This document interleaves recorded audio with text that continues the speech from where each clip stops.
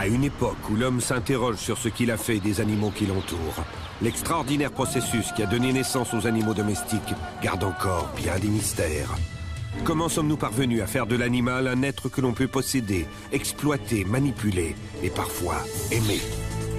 Il y a plus de 15 000 ans que l'homme et le loup se sont apprivoisés. De cette rencontre est né le premier animal domestique, le chien.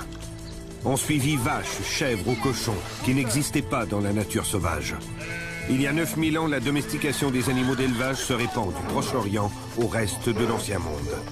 Dans ce nouvel environnement, nos ancêtres vont rapidement inventer de nouveaux animaux domestiques. La grande épopée de la domestication va connaître une incroyable accélération. Mais avant, les hommes vont s'intéresser à l'un des plus proches compagnons de l'homme, le chat.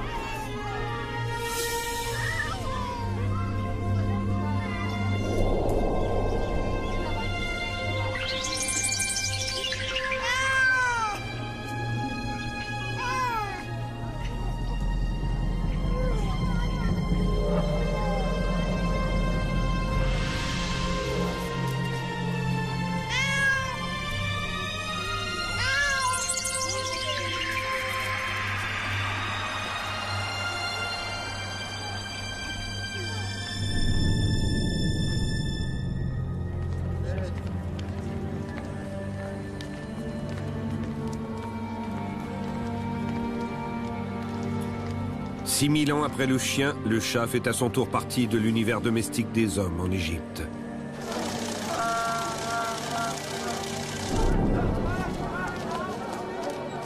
Sa domestication reste un mystère. Comment est-il apparu près de nous? Est-il possible qu'on n'ait pas essayé ici ou ailleurs de le domestiquer beaucoup plus tôt, comme nos ancêtres l'ont fait avec le chien? Une partie des réponses à cette énigme se trouve ici, sur la terre de Pharaon.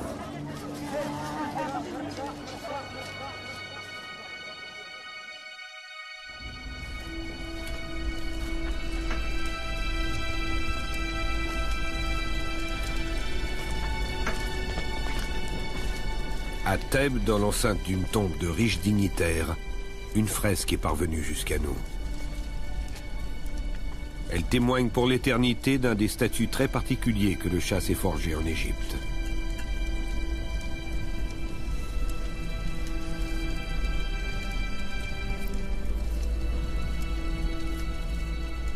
Depuis plusieurs siècles déjà en Égypte, un lien exceptionnel unit le chat aux hommes. Sur les bords du Nil, le petit félin est d'abord auxiliaire de chasse. Lâché dans les roseaux, il rabat vers les chasseurs le gibier d'eau. L'apprivoisement du chat et sa domestication ont dû suivre un long processus.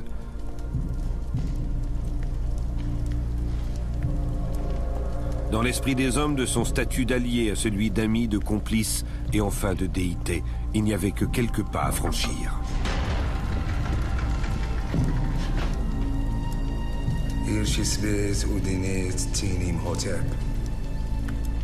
Là, au cœur du sanctuaire, trône la femme à tête de chat, l'incarnation de Bastet, celle qui veille sur les femmes enceintes et les bébés, qui éloigne les maladies et protège des morsures de serpents.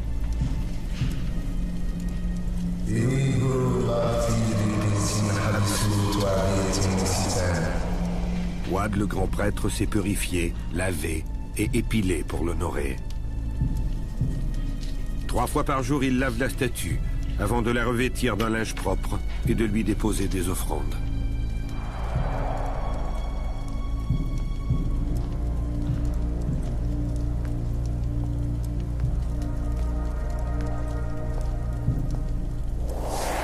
À l'est du plateau de Saqqara, à une trentaine de kilomètres du Caire, s'étendait il y a près de 3500 ans le Boubasteyon, un vaste complexe funéraire sacré.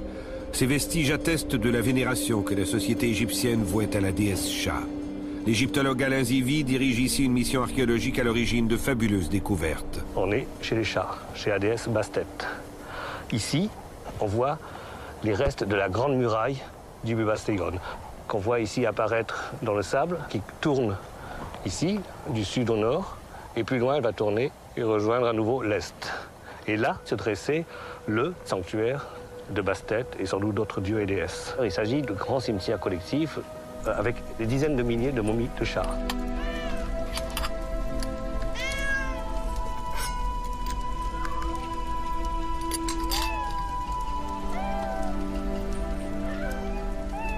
Wad ne se contente pas d'entretenir le temple, de protéger et de vêtir sa déesse. Il prépare aussi toutes sortes de rituels destinés à empêcher le monde de sombrer dans le chaos. Durant près de 2 millénaires, du Moyen Empire jusqu'à la période ptolémaïque, durant laquelle l'Égypte était devenue une colonie grecque, les pratiques liées aux chats sont restées vivaces sous différentes formes.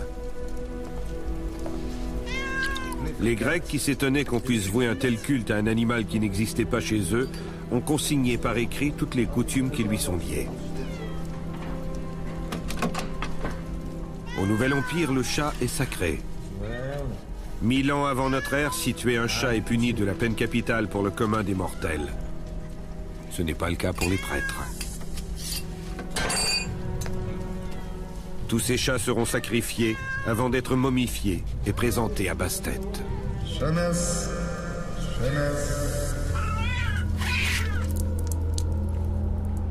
En seulement 1 millénaire, le chat est passé d'un statut d'animal sauvage à celui d'animal utilisé par l'homme.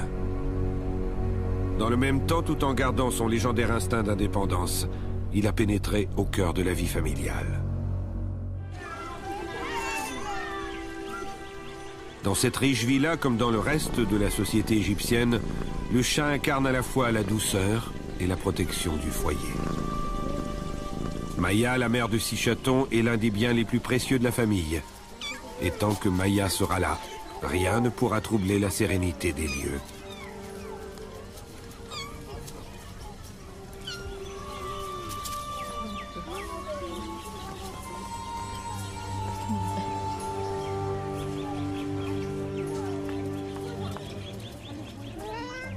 Maya ressemble encore fortement à ses ancêtres, les chats sauvages. Elle a conservé certains de leurs instincts. Un goût de l'indépendance et de la curiosité qui a disparu beaucoup plus vite chez le chien, à l'instinct social plus développé.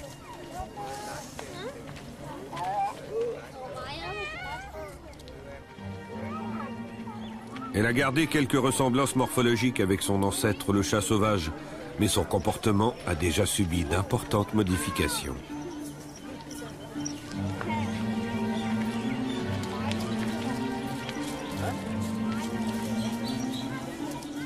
Si elle reste un peu timide avec les hommes, elle se méfie peut-être un peu plus de ses nombreux congénères encore semi-sauvages ou faiblement domestiqués, qui rôdent dans ses ruelles ou aux alentours des villages. Ils sont déjà nombreux. Ils n'apprécient pas les intrus qui osent traverser leur périmètre.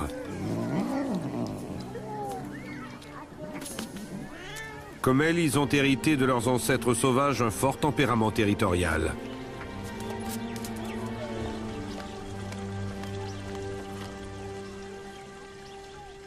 Si entre eux les chats peuvent avoir des difficultés à partager un même espace, le chat n'hésite plus à partager son territoire avec les humains. Sous leur influence, ses comportements ont évolué.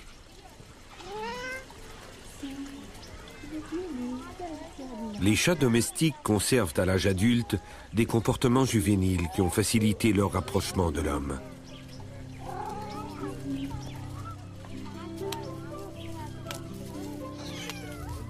Contrairement à leurs ancêtres sauvages, les chatons, en grandissant, ne perdront pas de leur docilité, ce qui ne les empêchera pas de devenir d'efficaces prédateurs.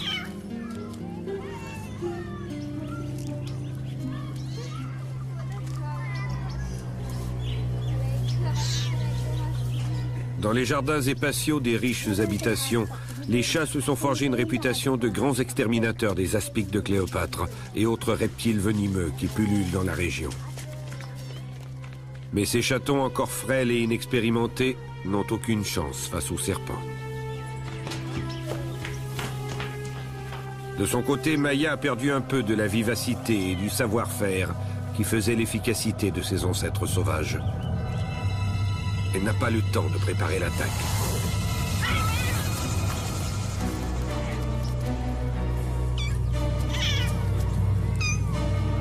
Cette fois, le serpent fut plus rapide. Sa morsure sera mortelle.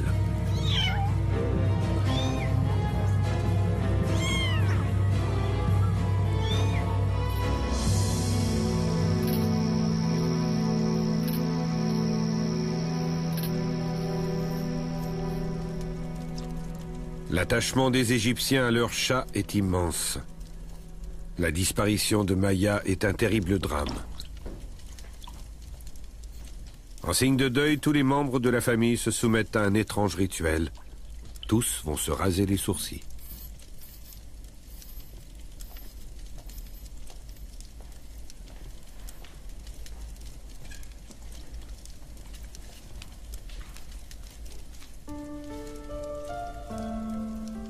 De même que l'animal a été transformé par son entrée dans la société humaine, la vie des hommes s'en trouve profondément modifiée. La dépouille de Maya sera confiée au prêtre pour l'embaumer. Sa momie sera ensuite déposée au temple de la déesse Bastet.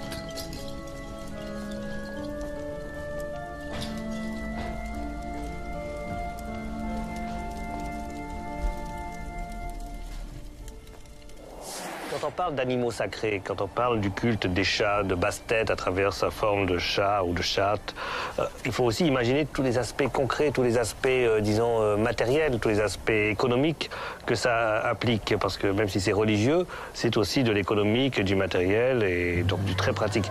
Il y avait ici des prêtres ou des gens qui travaillaient pour le Bubastillon. Les gens venaient déposer un chat ou en quelque sorte acheter une momie ou consacrer une momie avec ses objets votifs.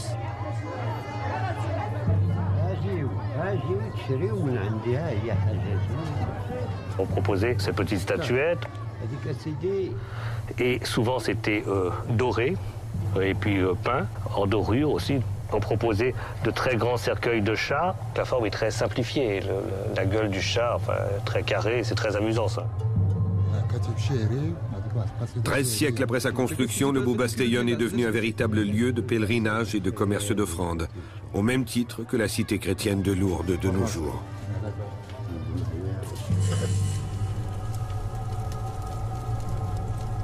Ce négoce est une aubaine pour le clergé, qui s'enrichit en fabriquant des momies. Pour le fidèle, le félin embaumé doit transmettre dans l'au-delà sa requête à la divinité, qui lui assurera succès en amour, fécondité ou guérison d'une maladie. Afin de satisfaire la foule de pèlerins qui se pressent devant le temple pour acheter des momies, les prêtres embaument des chats de façon quasi industrielle. Le maître de Maya est riche. La dépouille de sa chatte a bénéficié d'un traitement unique et d'un sarcophage finement décoré.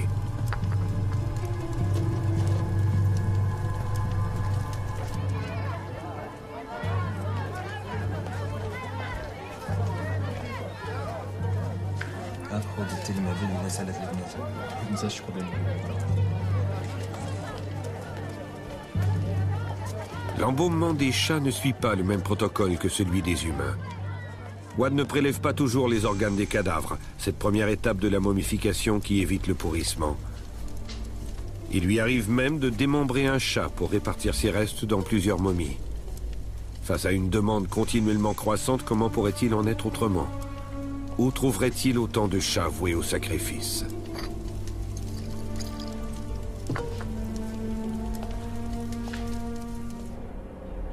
L'air chaud et sec d'Égypte a favorisé la conservation de ces corps emmaillotés dans de fines bandes de lin enduites d'huile de cèdre et d'épices. Désormais, les milliers de momies qui reposaient pour l'éternité dans le Bubastillon sont stockées dans une des tombes de la nécropole que les archéologues appellent catothèque.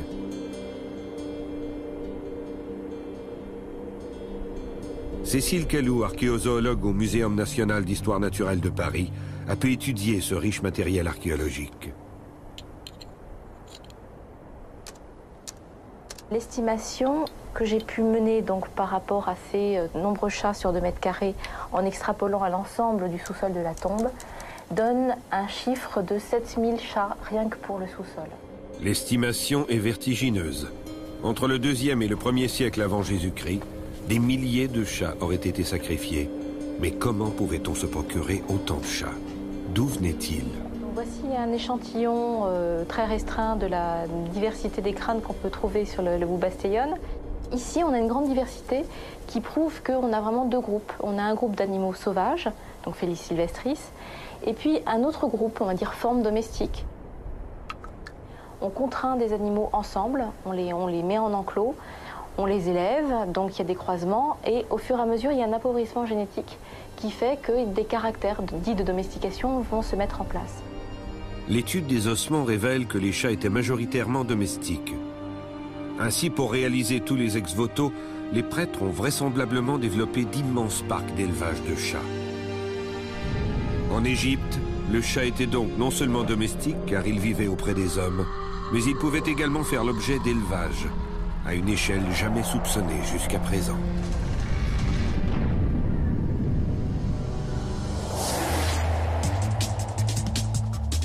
Mais le hasard des découvertes archéologiques met parfois brutalement en question les connaissances les mieux établies. À quelques dizaines de kilomètres au large des côtes de Turquie et de Syrie, sur l'île de Chypre, une équipe d'archéologues français a fait une découverte retentissante qui va bouleverser nos connaissances sur l'histoire du chat domestique et de ses origines. Cette spectaculaire découverte repousse de plus de 5 millénaires les premières relations connues entre l'homme et le chat. Pour Jean-Denis Vigne, il s'agit de la plus ancienne preuve de rapprochement entre les hommes et les chats. Ce squelette de chat a été trouvé juste à côté d'une sépulture humaine. Et cette association dans l'au-delà du chat et de l'homme, évidemment, une signification très forte. À cette époque, visiblement, il y avait des liens de proximité qui peuvent être à l'origine de la domestication du chat. Mais comment, sous l'influence des hommes, Felis sylvestris, le chat sauvage, est-il devenu Felis catus, le chat domestique? Avec les débuts de l'agriculture et la constitution de réserves de grains, un nouveau fléau apparaît, les rongeurs commensaux. L'abondance de souris a sans aucun doute attiré le petit félin. Ainsi, il aurait en quelque sorte choisi de se rapprocher des hommes. Et ces derniers se sont vite aperçus de l'aide que les chats pouvaient leur apporter dans la lutte contre les petits nuisibles. La preuve la plus ancienne est chypriote, mais les témoignages sur les premiers liens généralisés entre une société tout entière et le chat restent égyptiens. Le chat apprivoisé au Proche-Orient plus de 7000 ans avant notre ère n'est peut-être même pas l'ancêtre des chats de l'Empire de Pharaon. Il ne serait pas surprenant que les Égyptiens aient réinventé à leur tour et à leur façon la domestication du chat, indépendamment des néolithiques du Proche-Orient.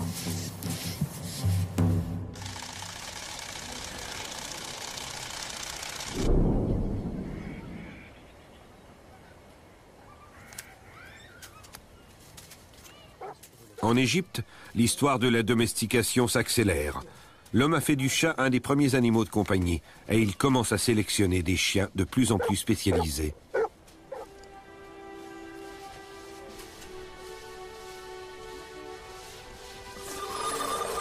La très riche iconographie de l'Égypte ancienne nous apporte les premiers témoignages de la présence de véritables types de chiens, bien différenciés les uns des autres et reproductibles de génération en génération.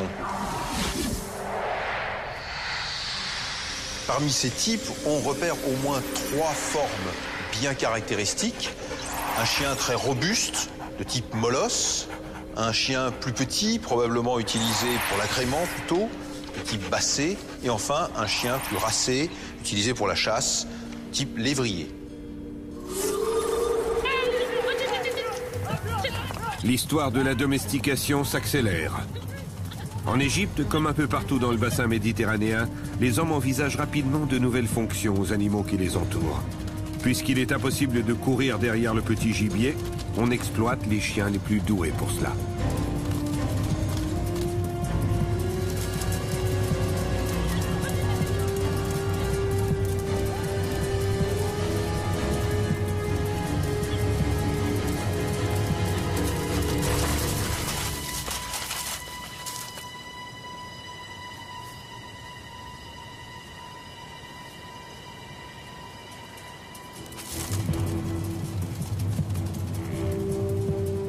Les chiens qui reviennent bredouilles n'auront droit à aucune récompense.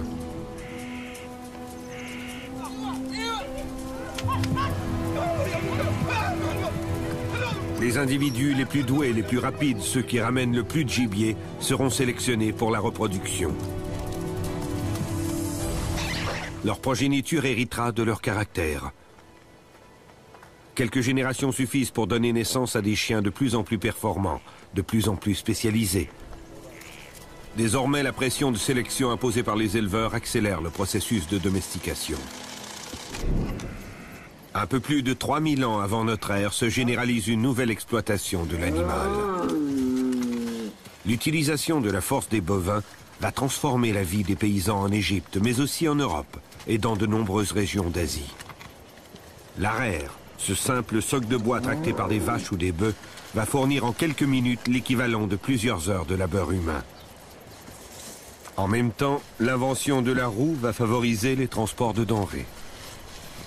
L'animal-outil est né, et nous lui trouvons chaque jour de nouvelles utilités.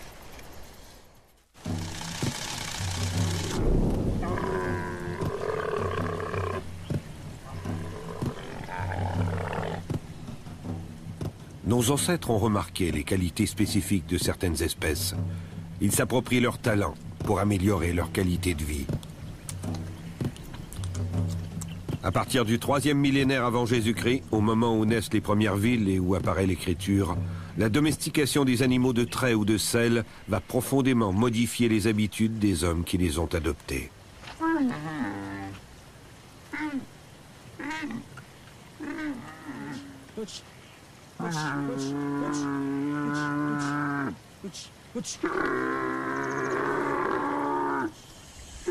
Grâce à ces animaux de transport endurants, l'homme va pouvoir développer le commerce à longue distance et propager dans le monde les techniques de domestication de ces espèces.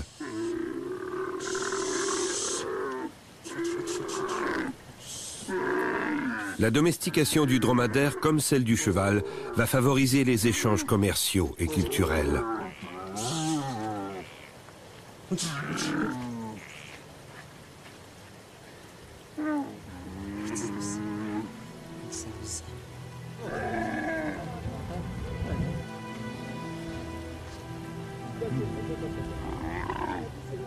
Entre le Xe et le XIIe siècle après Jésus-Christ, le commerce devient florissant. De grandes caravanes sillonnent le Moyen-Orient jusqu'en Andalousie.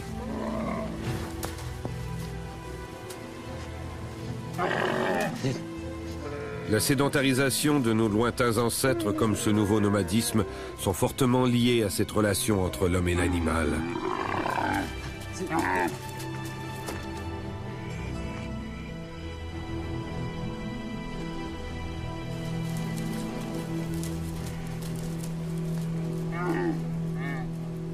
De multiples foyers de domestication se sont développés parallèlement dans le monde. En Amérique du Sud, lamas et alpagas fournissent leur laine et parcourent la cordillère des Andes chargée de ballots. Au Proche et au Moyen-Orient, les Bédouins apprivoisent le faucon pour chasser le petit gibier.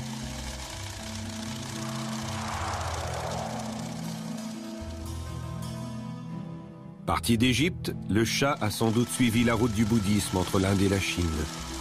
Dans les temples birmans, il protège les manuscrits sacrés contre les souris.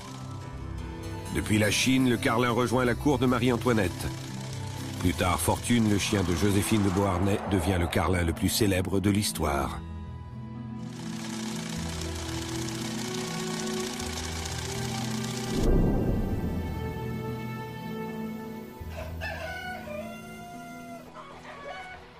Durant la seconde moitié du 19e, le processus de domestication va faire un incroyable bond en avant. Le siècle des Lumières, puis l'industrialisation suivie de la recherche de rentabilité, donne naissance à l'élevage scientifique. Les nouveaux éleveurs utilisent de façon toujours plus rationnelle la sélection des animaux les plus aptes ou les plus conformes à répondre à leurs souhaits.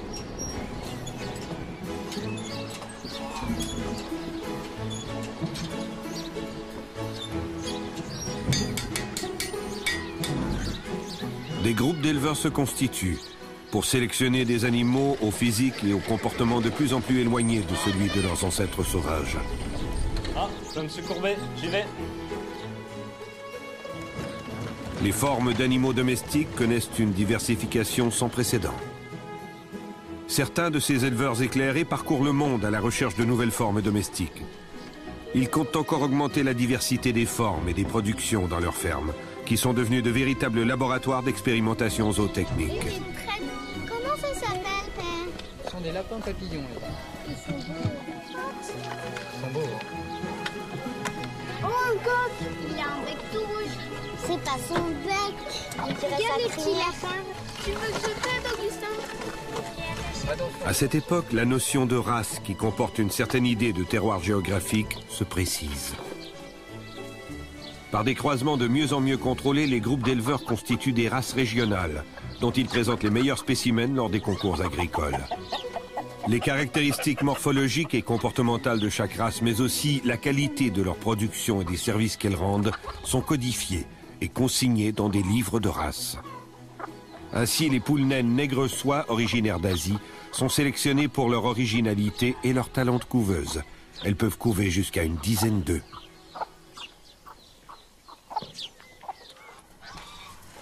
Alors, Augustin, comment se porte notre vache? Ah bah ça va beaucoup mieux, monsieur Courbet. Hein. Celle-là, elle a bien été soignée. Hein, ma belle. Désormais, aux côtés des vaches à tout faire, il existe des vaches spécialisées pour leur viande et d'autres pour leur fort potentiel à fournir du lait.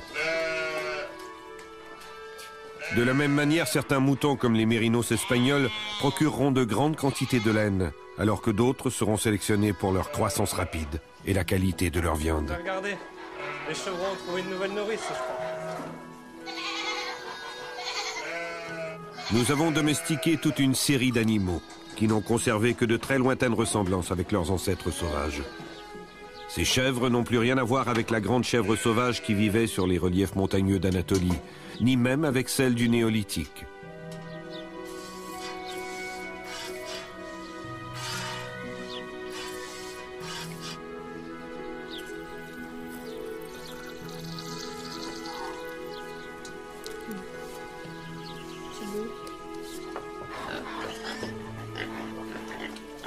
Les accouplements sélectifs pratiqués de génération en génération ont permis de façonner les tailles, les pelages, les tempéraments, la productivité et de fabriquer les races que nous connaissons aujourd'hui. Parfois, des anomalies, des particularités, des formes apparues par mutation ont été conservées puis fixées, au détriment même des lois de la nature sauvage. Nous avons sélectionné et croisé entre eux des cochons roses et créé de nouvelles races de porcs. Tout semble désormais envisageable. Le goût pour l'expérimentation s'emballe. Augustin, vas-y, attrape ces deux-là. Des cochons tachetés issus d'un croisement entre un porc de race normande et un porc noir importé de Grande-Bretagne vont donner naissance à une nouvelle race, le porc tacheté de Bayeux. Une race appréciée pour son caractère rustique et ses truies prolifiques, est née.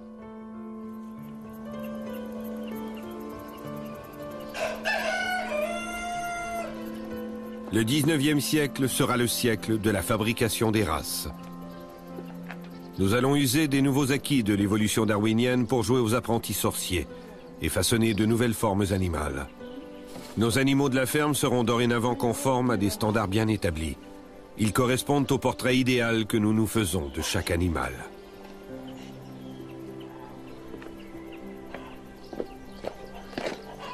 Ces lapins fauves de Bourgogne, eux, doivent leur exceptionnelle couleur et leur rusticité à une multiplication de croisements tout au long du 19e siècle. Cette sélection des races engendre de nombreuses modifications morphologiques et comportementales. Les nouveaux animaux domestiques perdent le caractère cyclique du rut. Ils sont ainsi sexuellement actifs plus tôt.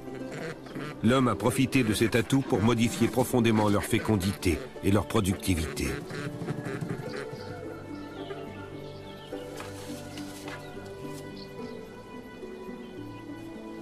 En sélectionnant les meilleurs reproducteurs et en les croisant entre eux, nous avons façonné des animaux bien plus adaptés à nos besoins que leurs ancêtres sauvages. Alors que chez le sanglier, la taille de la portée est de 4 à 6 marcassins, l'homme a réussi à augmenter cette capacité jusqu'à 12 petits chez le cochon.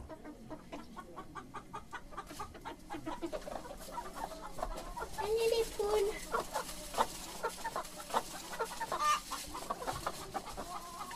Alors qu'une poule sauvage peut pondre environ 60 œufs par an, sa cousine domestique en a très rapidement pondu plus de 100. Aujourd'hui, les poules hybrides peuvent produire plus de 300 œufs par an.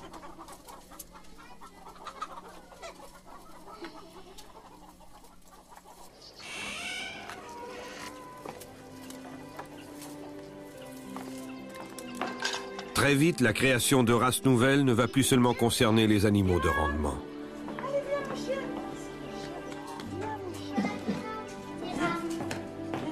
Une multiplication effrénée de races d'animaux d'agrément ou de compagnie est en marche.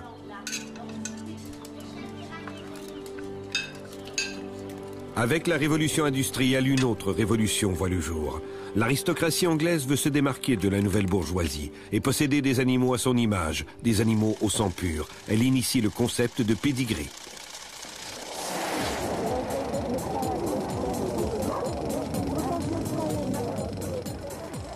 Junior est le meilleur des bulldogs, et il le sait aussi. De son côté, la nouvelle bourgeoisie, soucieuse des apparences et des signes extérieurs de richesse, se met à la recherche de l'animal unique. Ceux-ci sont des Pékinois. Celui dans ma main gauche est le meilleur des gagnants de cette exposition.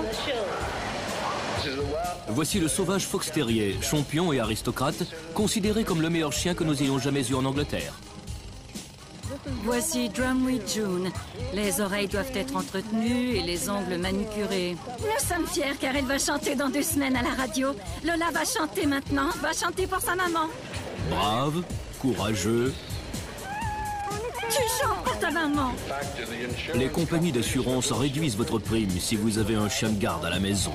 Et d'autant plus si vous avez un bull terrier. Chantez pour sa maman. Chantez pour sa maman.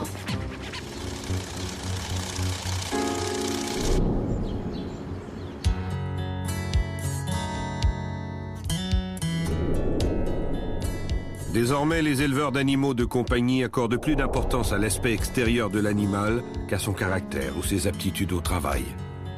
Les expositions canines et félines ont favorisé l'établissement et la multiplication des races.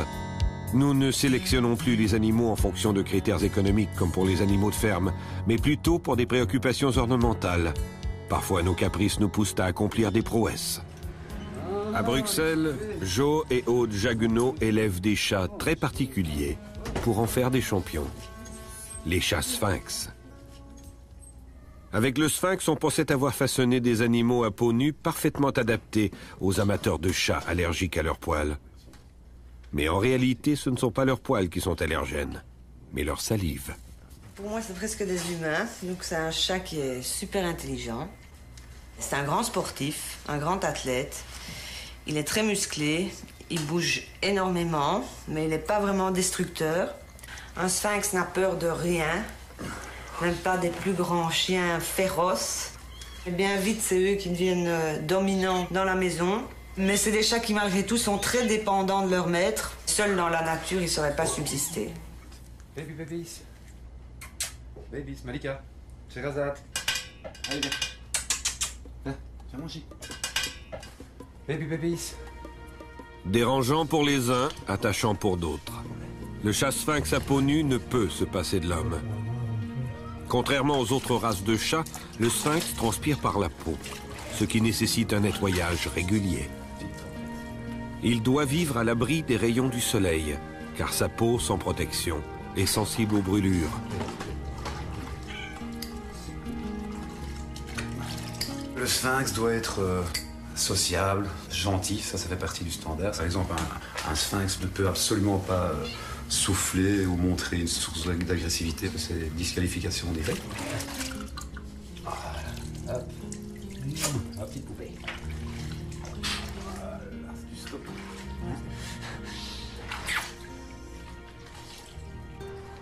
À Charleroi, en Belgique, se tient une importante exposition féline. Les chats concourent selon leur race, couleur, sexe et classe. Présenté à un juge, l'animal est examiné sur sa morphologie, la qualité de son poil quand il en a, son attitude et sa condition physique. Le rôle du juge est capital. Il va orienter l'évolution de la race et récompenser ceux qui correspondent le mieux aux standards. Pour les enfants, je commence plus tôt parce que j'en ai 176 à juger dans la journée. Donc si on ne veut pas faire nocturne, on va démarrer tôt. Je commence par les sphinx parce que c'est ma race préférée. Un corps avec ce petit ventre rond. Et comme il n'y a pas de poils, on voit mal les dessins. Le Bengale, c'est une race qui a été créée par une hybridation. Un pinch bien prononcé, une peau qui est comme une peau de pêche. Bon menton, il est adorable. Les doigts qui sont assez longs. Il a un exotique à craquer, c'est un vrai nounours. Totally bold. La très belle forme des yeux. C'est la même chose, c'est le même standard. Un bon menton. Magnifique couleur, magnifique. Very beautiful. Très bon profil. Enfin, la mutation. Bonne position des oreilles. Je les adore tous les deux. Deuxième, première. Il y a la couleur, il y a le pinch, il y a tout. Voilà. Merci. Donc, Newton, viens. Newton, viens. Buggy. Allez, viens maintenant. Viens. Allez, on va faire une petite... Parmi tous les mammifères, le chien est sans doute l'espèce qui présente la plus grande diversité de physionomie et de format. Les variations de poids peuvent aller de 300 grammes pour les plus petits chihuahuas à 90 kilos pour les plus lourds boules mastifs. Pour la photographe Anne Arnicousseau, chaque maître semble trouver un chien à son image.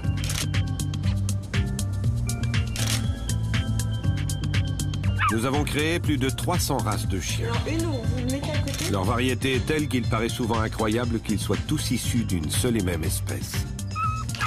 Le loup.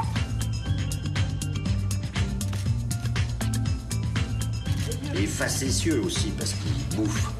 Télécommande, lunettes. J'ouvre mon frigidaire et elle était à l'intérieur. Cette exceptionnelle diversité est due à une spécificité du loup et du chien. Une grande diversité de taille, d'aspect ou de comportement. Et le marchand de télécommande de Neuilly m'a dit « Mais qu'est-ce qui se passe chez vous ?» L'opticien, même chose, 6 à 7 paires de lunettes. Chaque race ne possède qu'une petite partie du patrimoine génétique qui gouverne ses caractéristiques.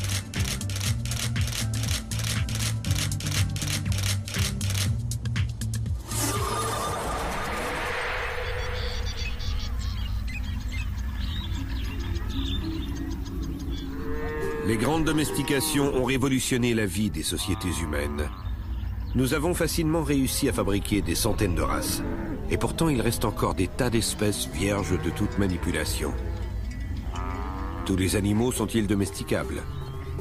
À l'échelle mondiale, seule une trentaine de mammifères, une quinzaine de volatiles, 2 insectes, quelques reptiles, des amphibiens, plusieurs espèces de poissons peuvent être considérés comme indiscutablement domestiques.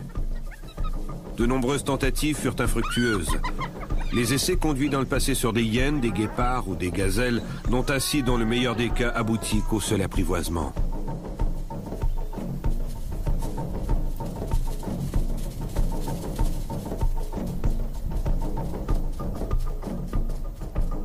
En réalité, ces essais n'ont peut-être pas abouti en raison des caractéristiques biologiques ou comportementales de certaines espèces.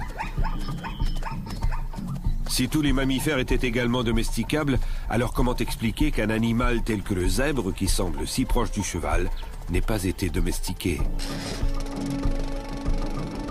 Il aurait peut-être pu l'être, mais le cheval tenait déjà la place indétrônable de plus grandes conquêtes de l'homme. Par ailleurs, le zèbre est moins facilement adaptable au climat tempéré, et ses comportements sociaux sont moins malléables que ceux du cheval.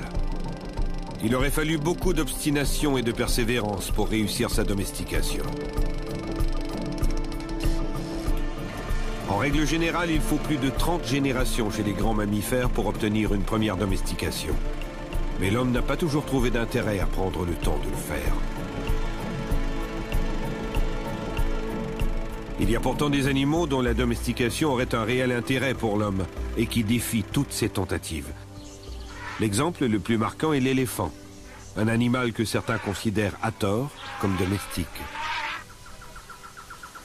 Il est très difficile de définir ce qu'est un animal domestique. Il y a autant de définitions qu'il existe de types de relations entre une société et une espèce animale. Devons-nous considérer qu'un minimum de relations sociales avec l'homme ou qu'un certain degré d'apprivoisement soit nécessaire pour cela? L'éléphant d'Asie, qui entretient un lien très fort avec son cornac, incarne à merveille pour beaucoup ce lien social entre l'homme et l'animal. Cependant, il ne peut pas être considéré comme un animal domestique, car l'homme éprouve d'importantes difficultés pour assurer sa reproduction en captivité.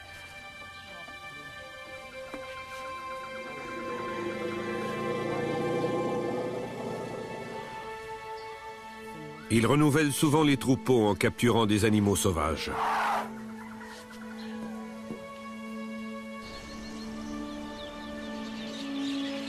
L'apprivoisement caractérise les liens sociaux entre l'homme et une espèce animale.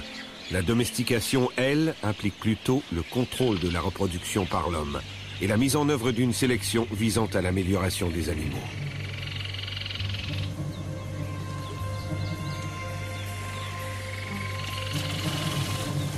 La domestication n'implique d'ailleurs pas forcément une relation affective entre l'homme et l'animal.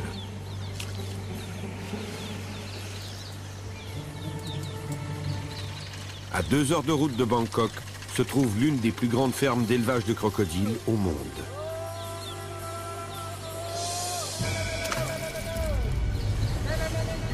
Plus de 15 000 crocodiles vivent ici, répartis en fonction de leur âge dans une quarantaine de bassins.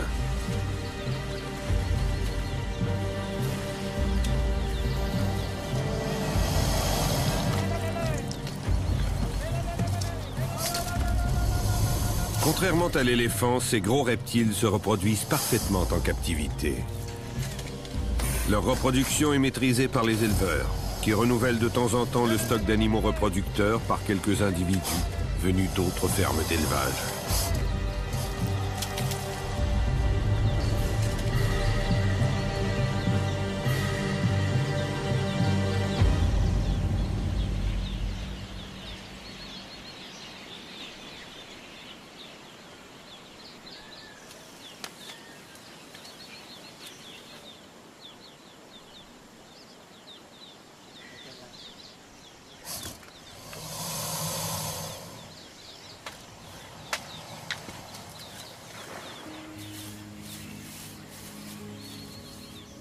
Chaque femelle pond entre 30 et 50 œufs. Rien n'est laissé au hasard. Le docteur Pania, propriétaire de l'élevage, récolte tous les œufs afin de les protéger dans des couveuses entreposées à une température constante.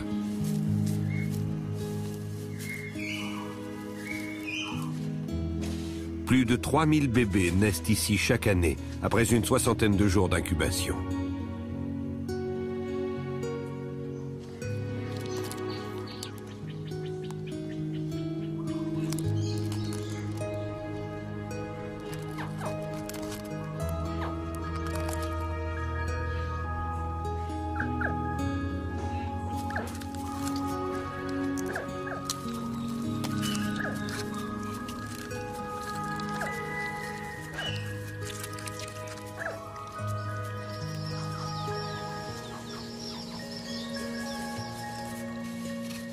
Avant d'être parqués dans des nurseries, les petits sont marqués et répertoriés selon leur jour de naissance et leur sexe. Les vétérinaires pourront ainsi suivre leur croissance et étudier les anomalies qui pourraient se présenter.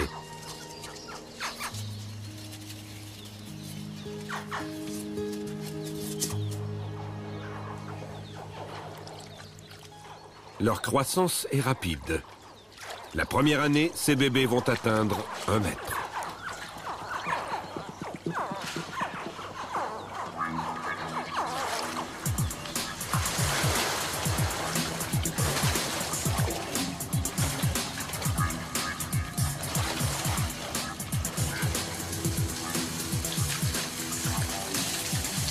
Depuis une vingtaine d'années, nous contrôlons facilement l'élevage des sauriens.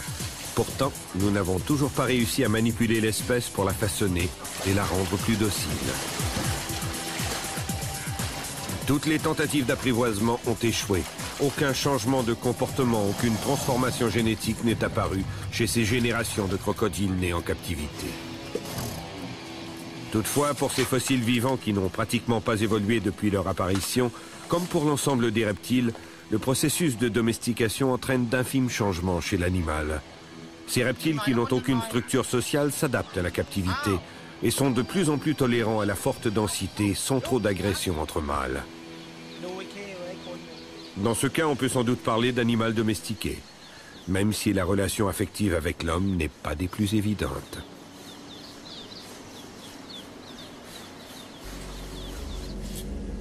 Désormais, les pratiques d'élevage ont considérablement changé pour les animaux de ferme, et avec elles, le rapport de l'homme à l'animal.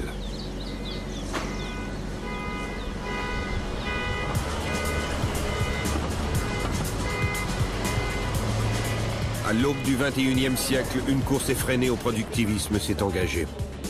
Certains animaux sont désormais relégués au rang d'objets industriels produits en masse. Dans des usines à fabriquer des protéines, plus de 7 milliards de poussins sont gavés en accéléré chaque année.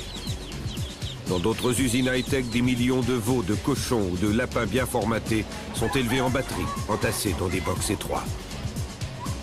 Nous commençons à mesurer les conséquences possibles de cette recherche de production effrénée. Ces animaux standardisés au patrimoine génétique appauvri sont plus vulnérables au virus. Aujourd'hui, Creutzfeldt Jacob et le SRAS ont franchi les barrières des fermes industrielles.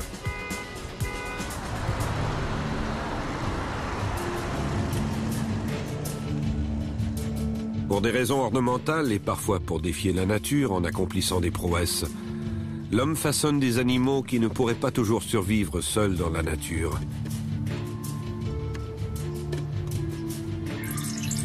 Chiens et chats à peau nue,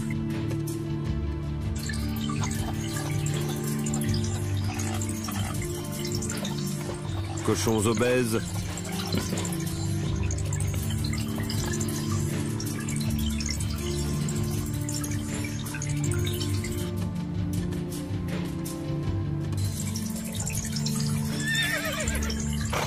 chien ou cheval miniature, toutes les créations semblent désormais possibles. Depuis la nuit des temps, l'homme a essayé de réprimer les pulsions sauvages chez bon nombre d'animaux.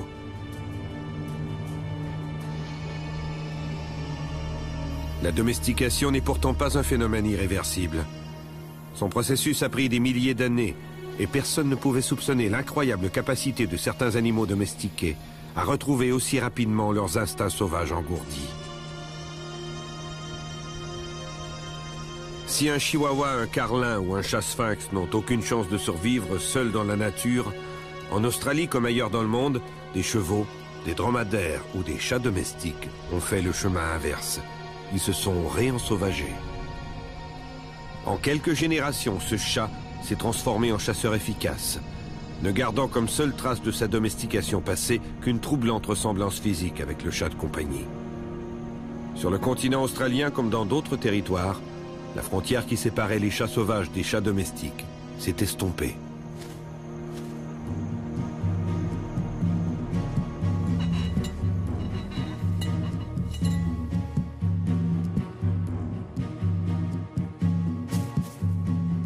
L'histoire de la domestication offre une illustration de la complexité des relations que nous avons nouées avec le monde animal depuis des millénaires.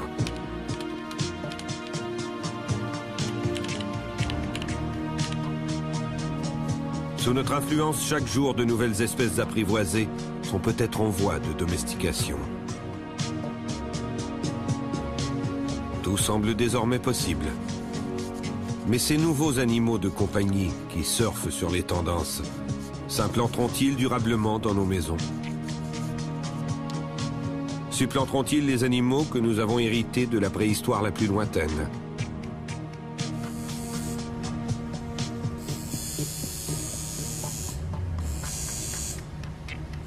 Des relations nouvelles d'interdépendance et d'obligations mutuelles se sont instaurées entre les animaux domestiques et nous. Ils nous sont devenus indispensables.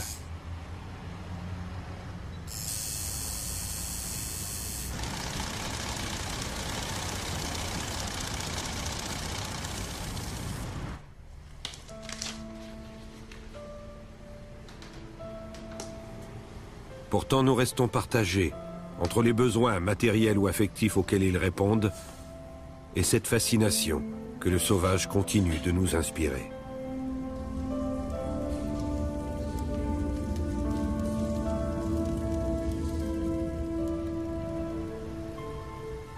Les animaux domestiques de demain seront peut-être à l'image de ces sentiments.